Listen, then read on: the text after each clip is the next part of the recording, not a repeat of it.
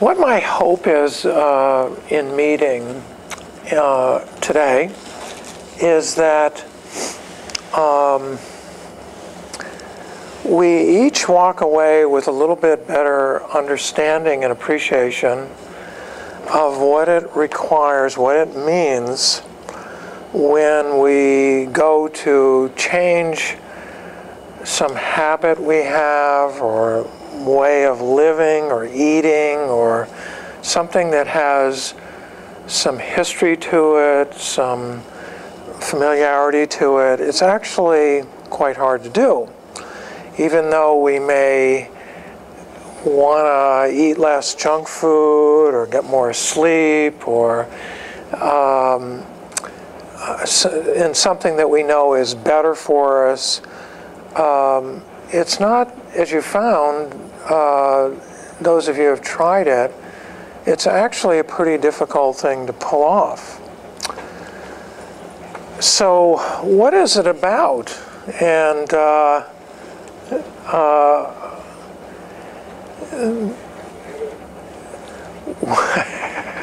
welcome. Hi, welcome, Molly. I was just saying, today my hope is that we each walk away with a little bit more compassion, understanding, and freedom to change.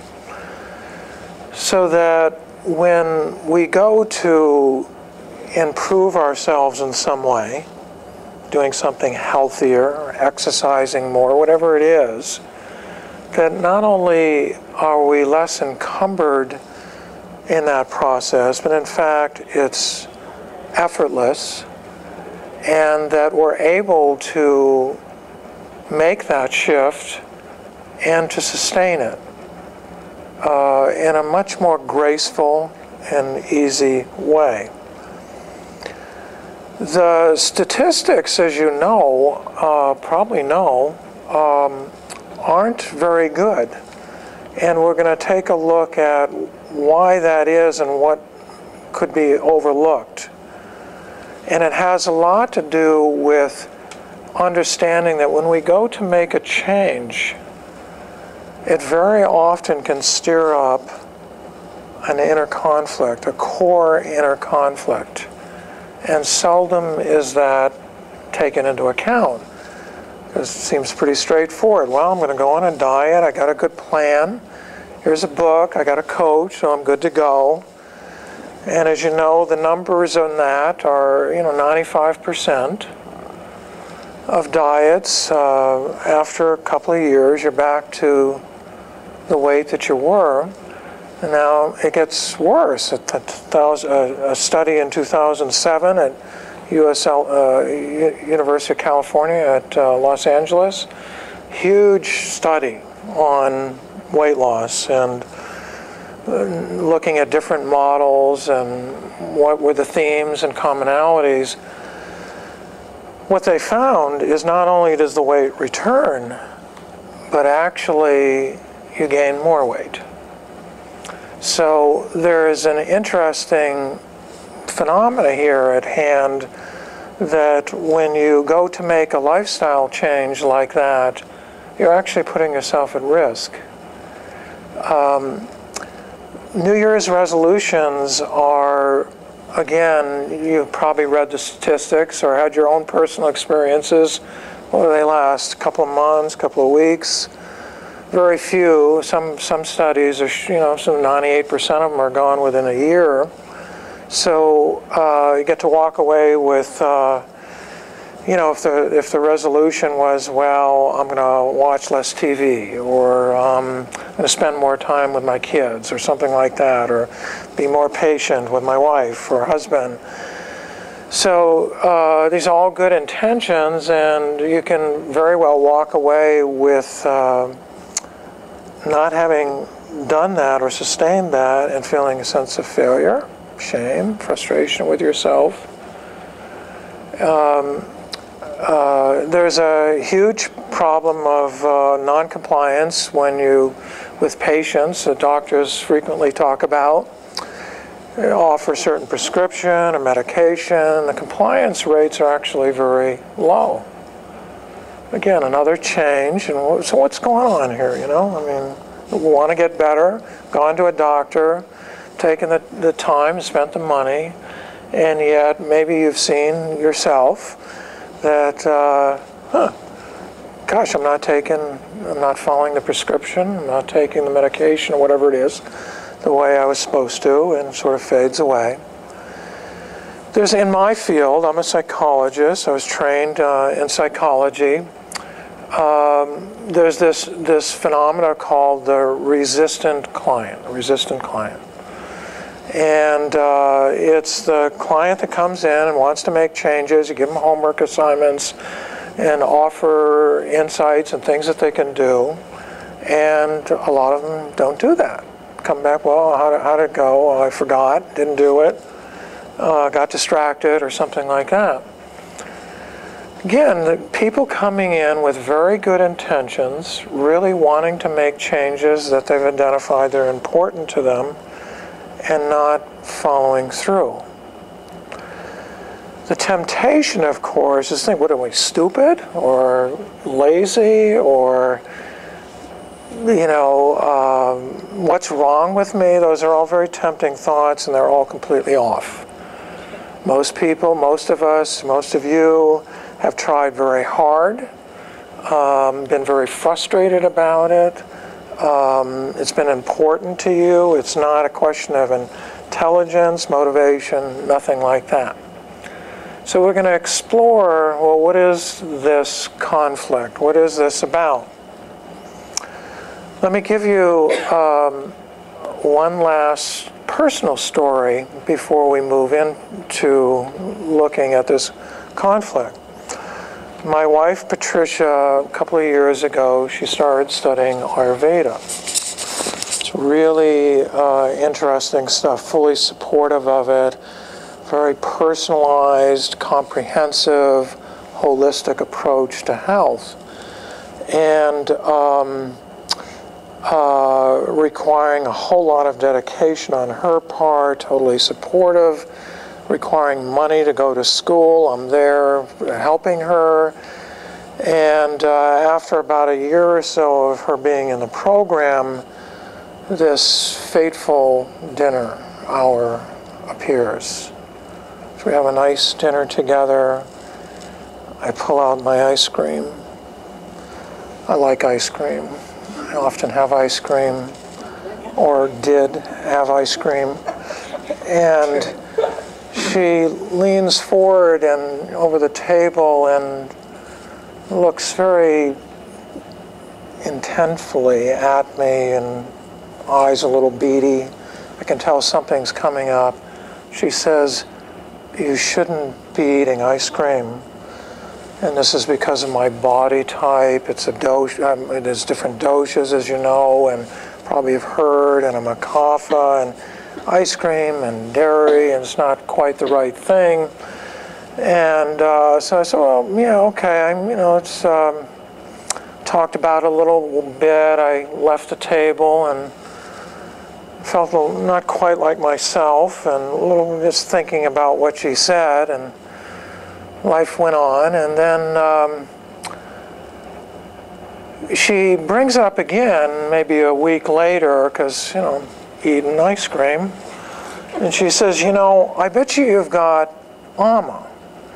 And those of you who know anything about Ayurveda, that's not a, you don't want ama. That's undigested stuff, accumulation of toxins. It's kind of clogs up the pipes, the system. It's a precursor to illness. There's a big emphasis on preventive health in Ayurveda. And she's like, I'm aware of all this. And she says, let me take your pulse. And she's mastered at this point this pulse diagnosis, 7 different pulses she takes for each organ system. And I mean, it's pretty comprehensive. So if something shows up, it's hard to, deny it. Sure enough, after her pulse diagnosis, she quite confidently proclaims, "You have ama." So I said, and so you really need to stop eating ice cream. Now, this has gotten, more of an issue at this point. So I'm well aware that, God, I'm on the road to a heart attack or, some kind of breakdown, and I'm still eating ice cream. So what do? A couple of days or a week or so after that, we're having dinner again, finish dinner, and I plump a pint of ice cream on the table. I don't even bother with a dish. Nice full, a nice pint of Haagen-Dazs, one of my favorite. And I don't even realize at the moment fully what I'm doing, but into it, I start realizing I'm making a statement to my wife. And the statement is along the lines of, I ain't budging. You're not going to make me stop eating ice cream. I'm in charge. You're not going to. Now, this is, I've been a therapist for 33 years.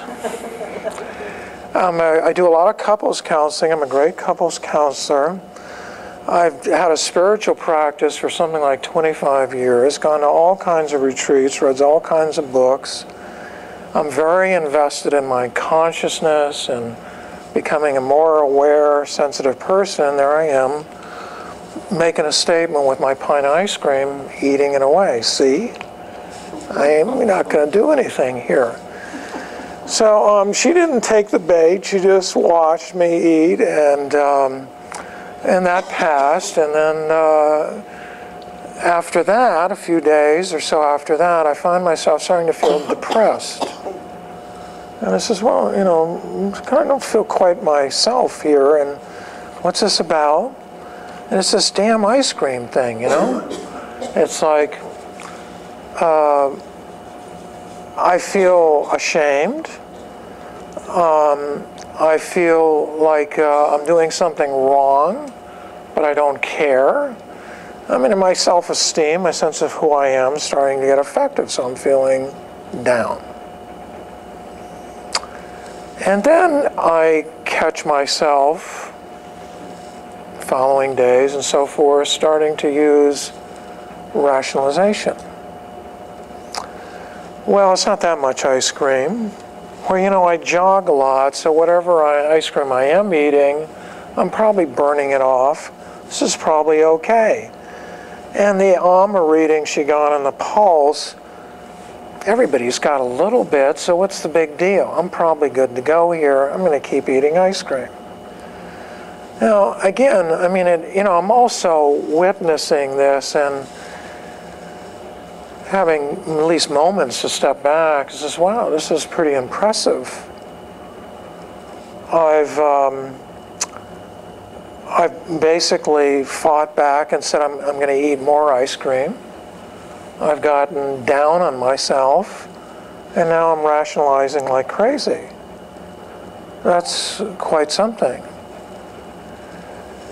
So this got my attention. This personal experience really got my attention to look at this much more carefully, and is the origins of this presentation today. So let's start getting a feel for the conflict in a couple of quick, easy, simple little exercises. What is going on here? What's getting stirred up? First one. I want you to think about a friend, your spouse, or a brother or sister, somebody close to you, telling you something that goes along the lines like this, that you should be more patient, or you should go on a diet, or it might be much better for you, or you should take better care of yourself, get more rest. Why don't you get more rest? Or why don't you study more, or something like that. Any kind of you should. And just think about what the first thing that you feel or what comes up for you when somebody tells you that loves you and cares about you and you care about them, that you should be or shouldn't be doing something you're doing or not doing. So you should change in some way.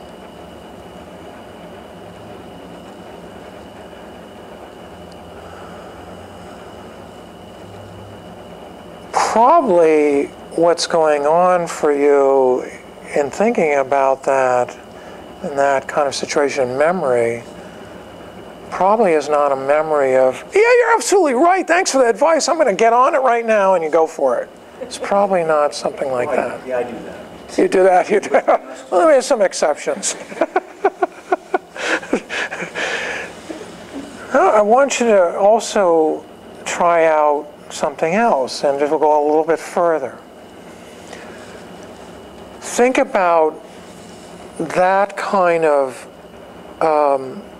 situation with a friend, whoever it was, a spouse, and now imagine that that battle or issue or situation is within you, that a part of you is telling you, another part, well, I should lose more weight, I should get more exercise, I should not eat junk food, I should be eating at home more. And another part of you is listening to that. So it's the same situation, but now it's totally internal. And think about, well, how sustainable is that a good way to begin change? Is that very sustainable? Now think about something that you don't like about you or you think you should change. You know, what it can be big or small. You know, it's like be more patient with my kids, be eating less ice cream, getting more exercise, whatever it is. But something that that's been kind of bugging you, that has been a habit, a way of doing things. You know you should change it, do something different, but you don't. And feel what the no is like. No, you shouldn't be doing that. No, you should be changing. Just feeling what the no is like.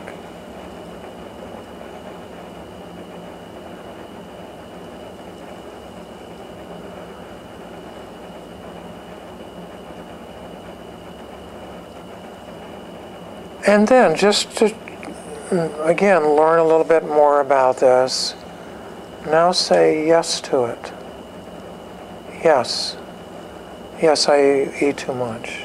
Just in a very loving, accepting, yes. I don't exercise enough. Yes, I eat junk food. Yes, it's part of what I do, part of what happens. It's part of me. Just a very simple yes.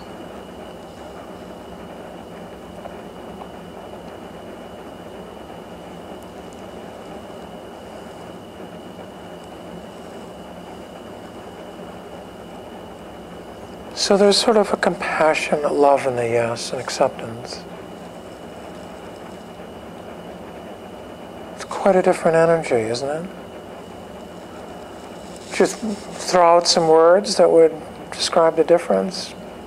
What's the difference? How would you describe it between no, you need to change, and yes, this is a part of me, it's been a part of me and how I've been doing things.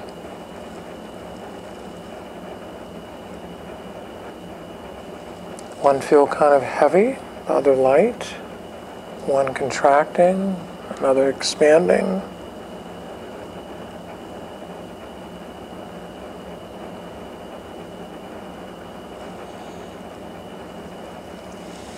Let's go a little further.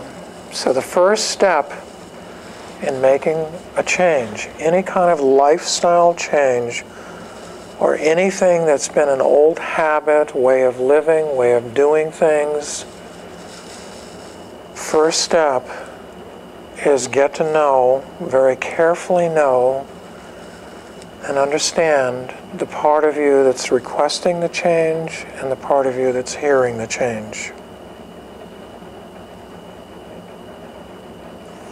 So the part of you, you might, at this point, if you haven't already, think about either a change you're wanting to make, in the process of making, been thinking about, What's the quality, the tone of the part of you wanting to make the change? What's the quality of the voice, the tone of it? What's that relationship like? Is it demanding, critical, unaccepting?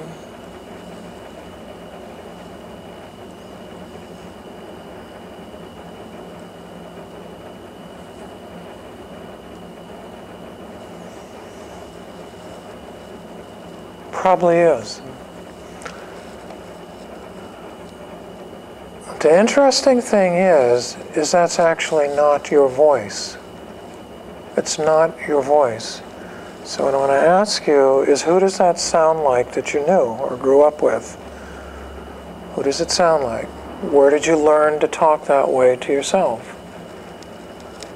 How did you come to, whose did you feel was demanding, critical, pushy, wanting you to be different?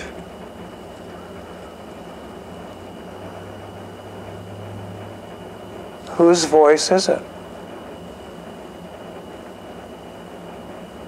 Who does it remind you of? Quite likely it's an internalization of a parent's voice, a caregiver's voice.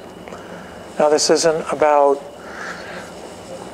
our parents being bad or critical or whatever. It's about how we heard it, how we internalized it, and how it's still there. Obviously, our parents had our best interests in mind. When we weren't doing certain things, it frightened them, stressed them. They need to address it, and they addressed it in the best way they can. But what this is about is realizing, wow, I've got something going on here that is a replication of something I've heard before, years and years later, within my head. I was just asking us to, when we're thinking about change, and change that has particularly to do with any long-standing habit or behavioral pattern, to think about the voice that is asking us or demanding of us to change, or is frustrated with us that we haven't changed, what the quality, the tone of that voice is, and whose voice it reminds us of. Because it's never our true voice. It's not our true voice. It's something we internalized. The next thing I'm asking you to do is to think about the part of you that's hearing that voice, that demand, that request, that push to change. How does he or she feel hearing that voice? What's it feel like?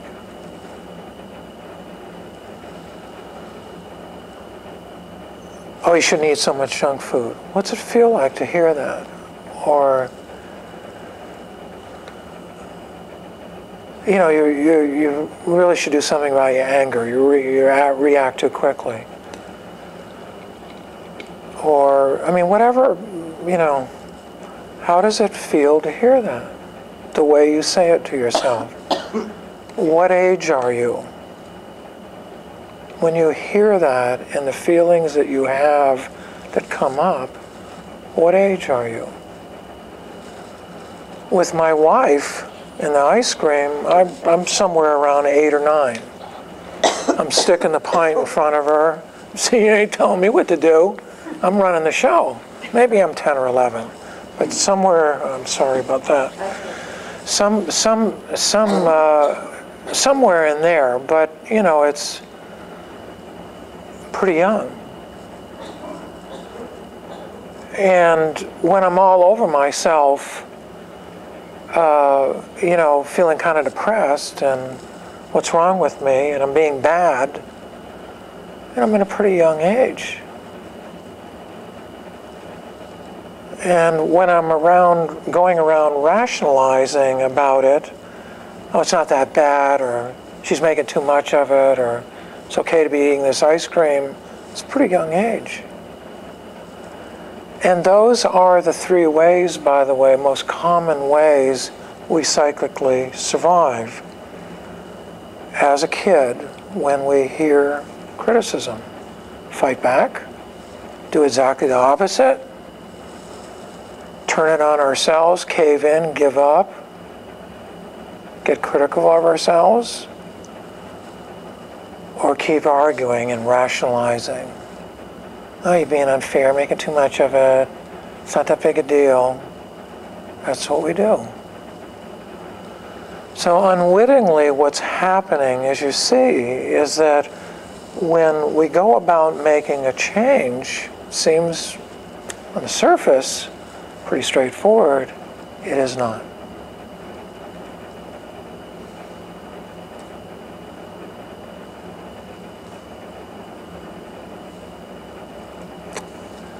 The second step, so the first step is to get to know the parts of you involved in the change.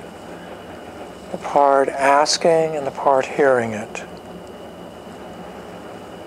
Being careful to compassionately understand that, in fact, what looks simple triggers an old core conflict and wound. About what it's like to be asked to change by yourself this time, but actually an internalization of an old voice or voices. So the second step is to bring this to your heart. What does that mean? It's a very interesting phrase or statement made by Christ that I never understood, really, until recently, after my ice cream incident. Remember, he says, leave your parents and follow me. Now, I always took that pretty literally, that, it's just to be devotional, to be really following the truth. You leave your family and follow Christ, that maybe it was more acceptable then, and it was a sign of true devotion. That's about as far as I got with it. What I now realize is that it was an extraordinarily astute statement, which is, I think what he was actually getting at is you must leave these voices, these internalizations of what you learned earlier, what you heard earlier, at least some of them, and follow your heart. Follow your heart. Follow love. Abide in love. Other spiritual traditions, of course, have talked about this in different ways. Samskara, illusion. A major point in any spiritual tradition, somewhere along the line, that we don't really know who we are. That we have these ideas, these self-images that we want to live up to, these expectations of ourselves, and so forth, which can be useful, except when they override the heart, the soul, the essence of who you are. So when you're busy self-improving, and whatever it is, whatever project it is, it's easy to override something that has nothing to do with self-improvement, is always there, in total acceptance, total love. So, the second step is really leaving that, in effect, emotional dependency on the judge, on the voice within, on the internalization of the parent within, which is what has given most of us meaning in life. If I am prettier, smarter, successful, take better care of myself, everything's good to go. That stuff. Now again, there's much value in self-improvement. It's just when it overrides the nature of who you are and in fact becomes unloving, something gets kicked up real strong. And so I eat more ice cream, somebody gains more weight, or somebody does exactly the opposite of what they set out to do. I want to offer 3 or 4 ways of returning to your heart. So this conflict appears in step 1. You're aware of this conflict.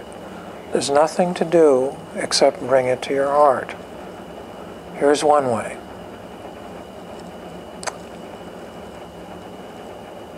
If you knew that a child that you loved was carrying that conflict of, oh, I eat too much junk food and I should eat less, but I'm still eating it and I feel awful and I'm struggling, what's the first thing you would say to that child? What's the first thing you would do to this child you loved? Straight from your heart. It's the first thing you'd do.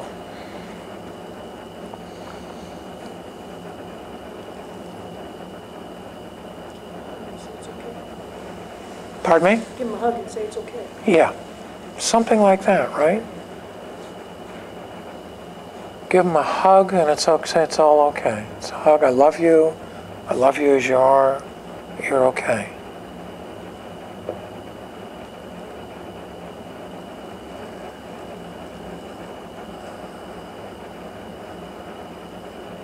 That's pretty profound.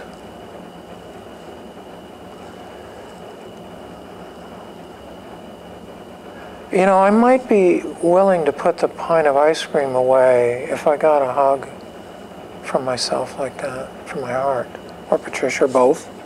So it's okay. I'm not sure, but it opens up an interesting possibility. It's a very different space to work from. Again, this isn't to be used as a strategy because that's cheap love, you know, like, well, I'll love you so you'll change. You know, I mean, it's like a cheap date or something. I'm going to do all this good stuff. You'll love me and like me and go out with me. It's not about that. It's just, it's because my heart most deeply wants to just hug you and say it's okay. It's just your heart.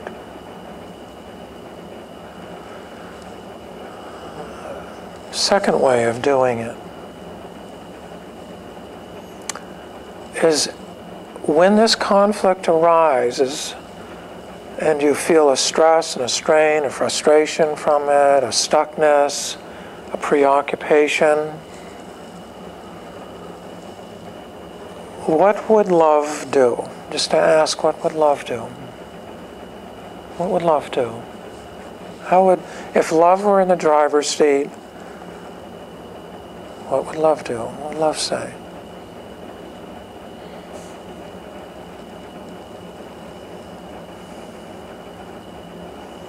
If an angel were holding me right now, if I could hear God or Christ or Buddha or whatever it is, if I listened to the wind in the trees, the sun feeling its warmth on me, anything to you that is love, essence of love, if I could hear the sun or God or an angel loving me, what would I hear? And it may be just a feeling, no words at all, or a color, or just some sort of shift that's hard to define.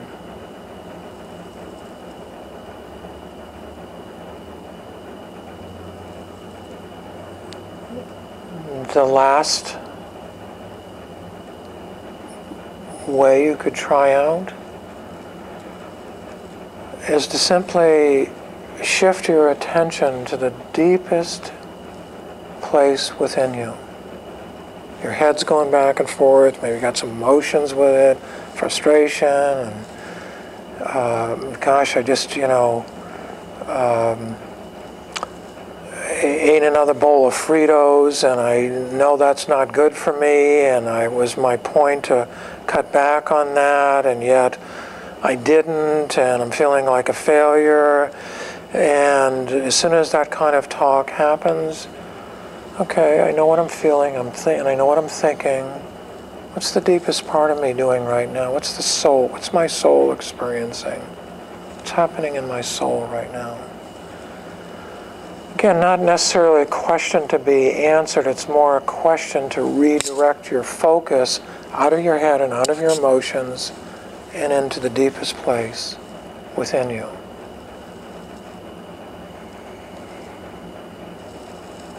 Understanding that only truth and love and being held in that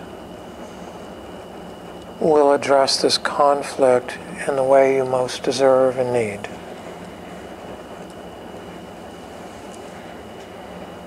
Such a painful struggle, such an old struggle, that only the deepest love, only the purest heart, only the most tender hug is appropriate.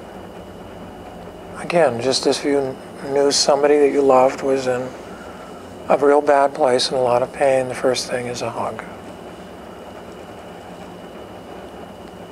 So that is the second step.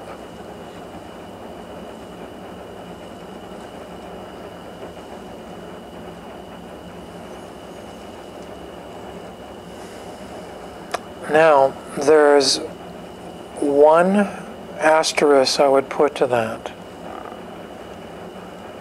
or one caution before we go to the last step. When you become aware of how hard you can be on yourself, of the judgment of that voice, it's very easy to now be judging of yourself for having these voices. And it gets worse. When you start to have experiences of love, of your heart, of your soul, there very likely will be another voice that will say, that's lightweight, that isn't real, that's nothing. That doesn't count. I don't really love you, or I can't really trust that love. So what do you do with that when it comes? And it probably will. Some version of that is back to your heart. Appreciating that, of course, that kind of voice is going to come up because none of us have left our parents fully and are following Christ or Buddha, or all of us still have illusions, samskara,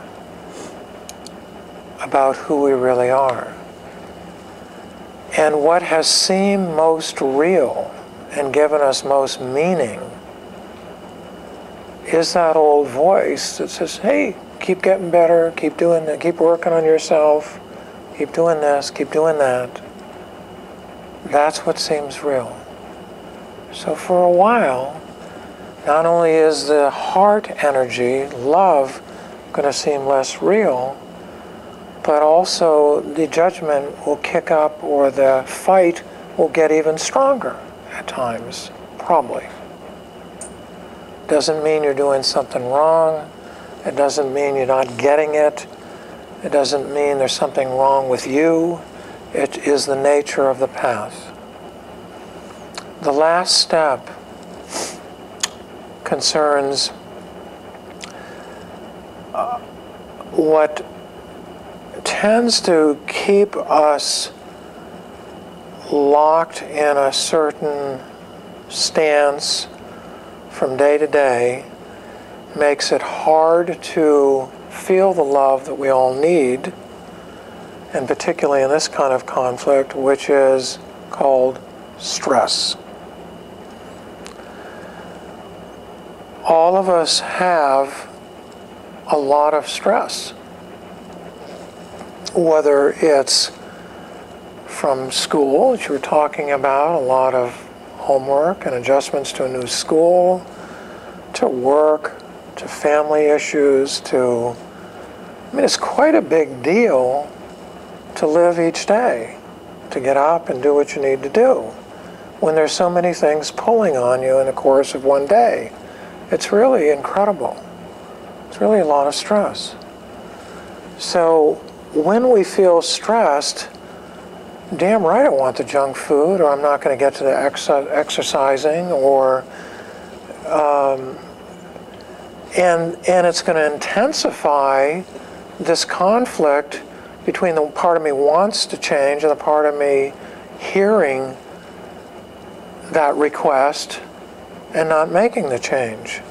So I've got to deal with stress somehow simultaneous to this. Stress is, in its most fundamental definition, it's when we leave love, when we leave our soul, when we leave the essence of who we are and we're out here all over the place and being pulled in all kinds of different directions. So I have a two-step process to suggest. The first is a breathing technique. It's very simple. We can try it right now. It's called tactical breathing. And I'm sharing this with you because tactical breathing was developed for the folks in extremely stressful situations. The army, people in combat, things blowing up around them, being shot at, having to figure out where the enemy is, being careful not to shoot the wrong person, bloodshed, noise, I mean, beyond belief or off the chart stress. Very easy to freeze, to not be able to shoot straight, to not be able to defend properly, to think about what you need to be thinking about. So a lot of research was done on, okay, what's the best way to take care of that kind of stress? Here's what it is.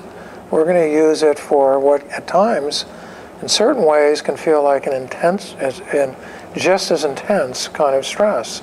We feel overwhelmed, trying to be too many things to too many people, got a crabby boss, crabby spouse, dogs that misbehave, children that are crying, screaming. We just had one hell of a day. I mean, so here's the breathing technique, tactical breathing. Slowly breathing in for a count of 4. Let's do all this. Let's do this together. So we're going to slowly breathe in for a count of 4. Hold that breath for a count of 2. Then exhale for a count of 4.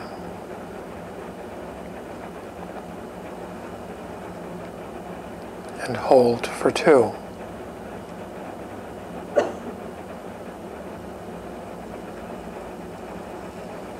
So it's inhale and breathing from your belly, not your chest, breathing from your belly, inhaling. So your belly fills up, not just your chest, for a count of 4. Holding for 2.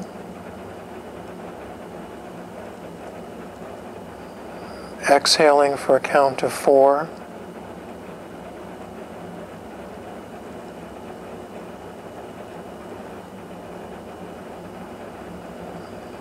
And holding for 2.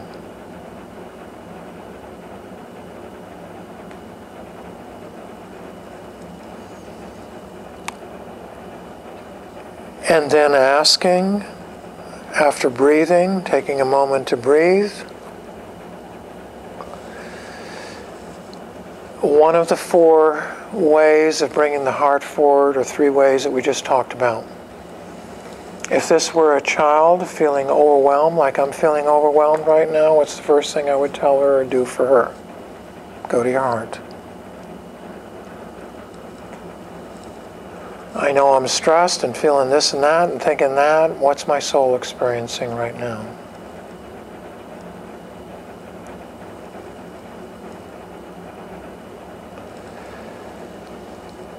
If I could feel and hear the voice of love, what would I feel and how would love go about this day?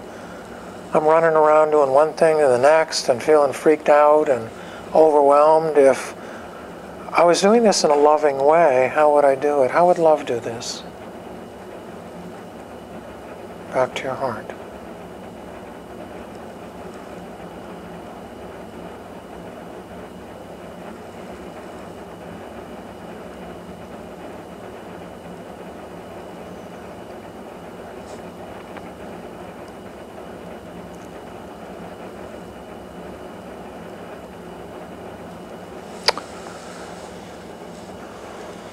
So,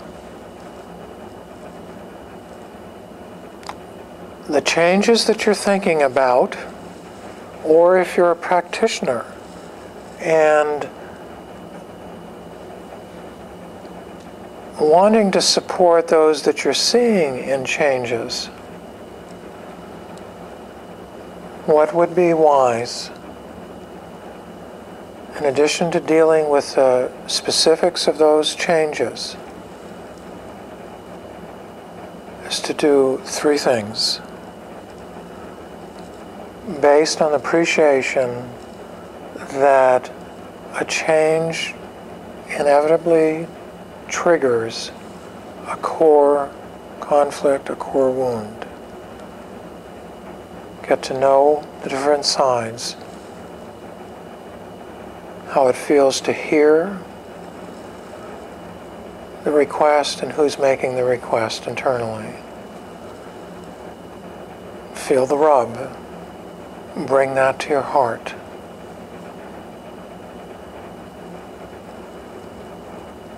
It's the second step. And the third is to appreciate the background or foreground stress that's occurring while you're trying to make a change. It's one thing to make a change on a retreat or on a vacation, or when you're just hanging out in some beautiful place. Easy to get exercise then, or to eat a little bit better, get more sleep, lay off the junk food. Just appreciating that we're making these changes in everyday stress, and that we need to address that also.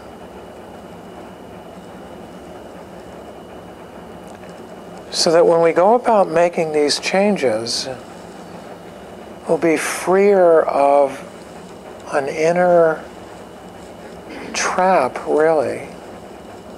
It isn't going anywhere. When you felt the no, or what it was like to hear when somebody tells you you ought to change, it's not going anywhere with those internal voices that really aren't your own, and simply replicating an old battle that you had for feeling loved, feeling good, feeling safe. What is finally needed is to bring that to your heart. So when you're making a change, it's actually about loving yourself more deeply, accepting yourself completely. Very ironical. But that's what will be required. And what a blessing. So as you make these changes and go through this, even perhaps more important, or certainly as important, is it's a path to greater self-acceptance, greater love, and an easier way of living. Have fun with it, see what happens.